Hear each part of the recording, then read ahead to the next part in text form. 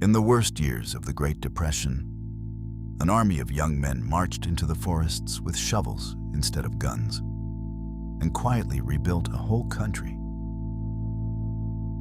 In 1933, the country was broken. A quarter of all men had no work, and hunger was everywhere. So the government tried something new. It paid young men to go into the forests and fix the land itself. They were called the Civilian Conservation Corps. And here a crew lines up in the cold of a camp morning, waiting their turn for food before a long day of work. Most of them were teenagers who had never left home. They lived in camps deep in the woods, slept in long wooden bunkhouses, and woke before dawn to a bell. 3 real meals a day felt like riches after years of going without. The work itself was hard and endless, cutting and setting stone by hand along the edges of brand new roads.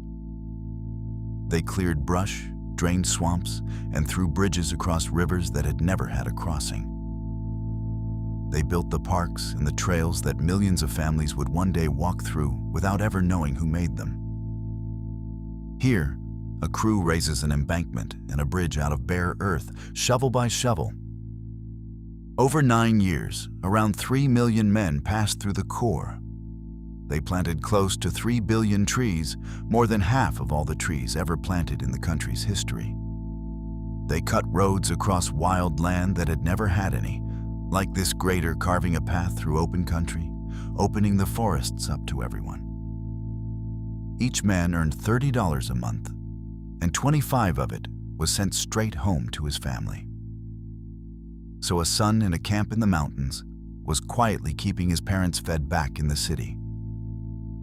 They rested in plain wooden barracks like this one. When the work ended in 1942, the men went off to war. But the forests they planted and the parks they built are still standing today.